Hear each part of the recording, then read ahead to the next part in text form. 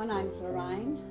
My son Mark died at the age of 36 back in 1998. Mark was a school teacher and was actually deputy principal at Millmerran High School. It was a P10 school. He had taught in the country from the time he graduated, and in April of '98 he was diagnosed with bowel cancer. It was actually 4 months from the diagnosis till he died. He went through 2 lots of surgery and chemotherapy.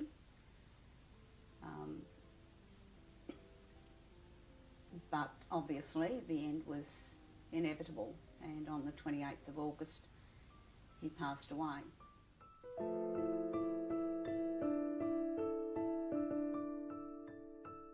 Mark loved life. He was a bit of a character. Liked to drink or two. Absolutely loved being a teacher. They had a memorial service for him, and it was quite amazing what students had written about him. I believe he was fairly strict, but obviously very well loved. He was a bit of a do-gooder. He would have students knocking on his door at midnight, 1 o'clock in the morning, that they'd had a fight with mum and dad, and he would take them in and sit down and give them a cup of tea or whatever, and talk to them and then take them back home. And I used to say, Mark, you shouldn't do that. And his response was, if I don't help these kids, who will? So he obviously fulfilled what he was supposed to do in this life. After Mark died, I was obviously in a blur. I don't have any other immediate family, but I was very blessed to have had wonderful friends. And even though they couldn't really help me because they didn't understand the pain, they were very supportive. And it was about 8 months after Mark died that I found this organisation called the Compassionate Friends, and that became a sanctuary. I would go to support meetings, and those people really understood what was happening here on the inside. They gave me the support that I needed by understanding my pain. I didn't have to put on a mask when I went out of the door, because in your grief you have to live your life, obviously. And you tend to put on a mask because people will say to you, how are you? And you say, I'm fine, when you really feel like saying, how do you really think I am? And it gave me encouragement, because I would go to the meeting and I would look at the people who were where I am now, 14 years down the track. And they were still standing, and their lives had continued on. Maybe not the same sort of life that we had had previously, because we'd come out of this a different person to a degree. But those people stood there, and I thought, well, if they can do this, I can do this.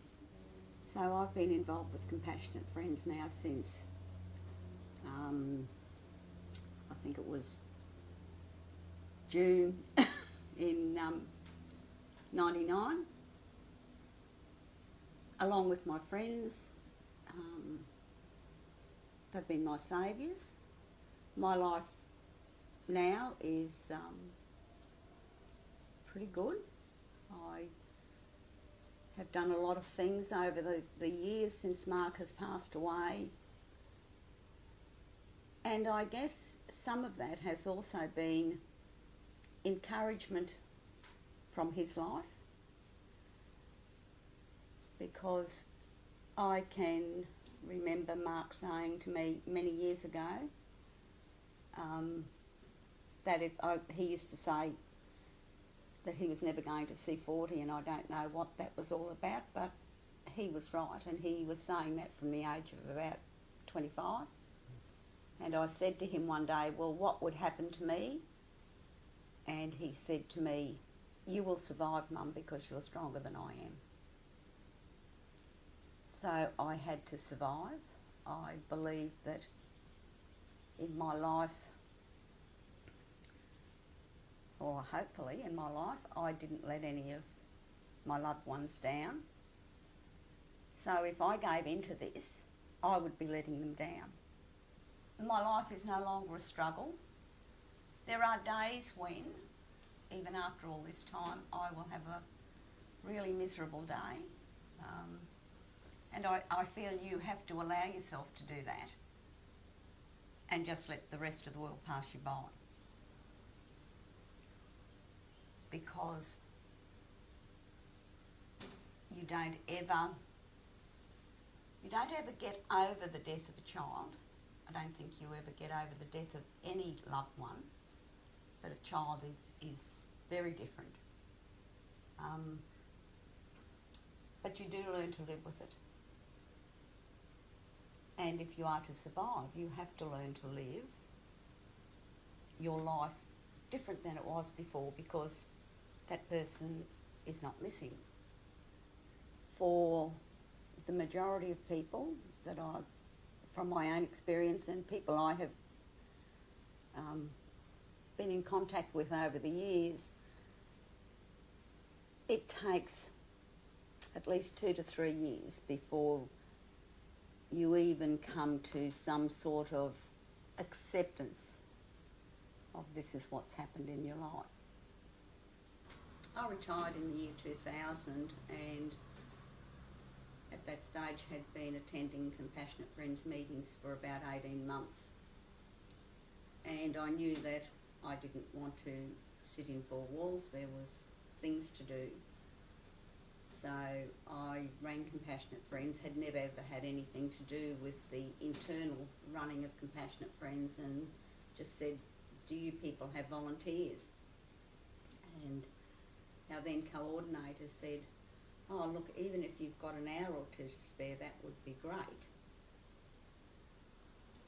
So I went into the office, which is our drop-in centre, and I was amazed at what went on behind the scenes that I knew nothing about.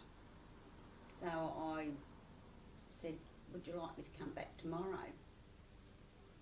Oh, she said, that would be great. And even though I hadn't had office experience, it didn't take long before I was actually taking the phone calls to hopefully support other parents. And then I was sending out literature to bereaved parents. I went on to go onto the committee,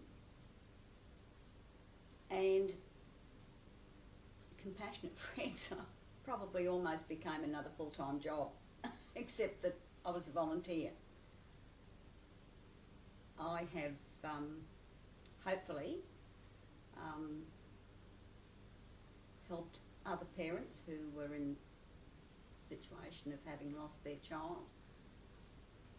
And that's also been, particularly in my early days, that was also a help for me, as well as helping them. I went on to, our drop-in centre is open 3 days a week. It became the norm for me to be there the 3 days a week that we were open. I went on to facilitate support meetings, which I still do. I stayed on the committee for 10 years. Have finally given that away, but I did hold the positions of President and Vice President. And I still get satisfaction out of doing what I'm doing. And I think Mark may be instrumental in that, because I'm giving honour to his life on this earth, and because, as I said, I think he was a bit of a do-gooder. and just the fact that I can sit with a very newly bereaved parent who obviously is just distraught, and being in contact with them through meetings and telephone and what have you, and to see their progress, to see their lives come back together, is really great. People say, oh, I don't think I'm progressing at all, and to sit there and say, oh, yes you are. I remember the first day you came. And to me that's a blessing to be able to help somebody else in that way.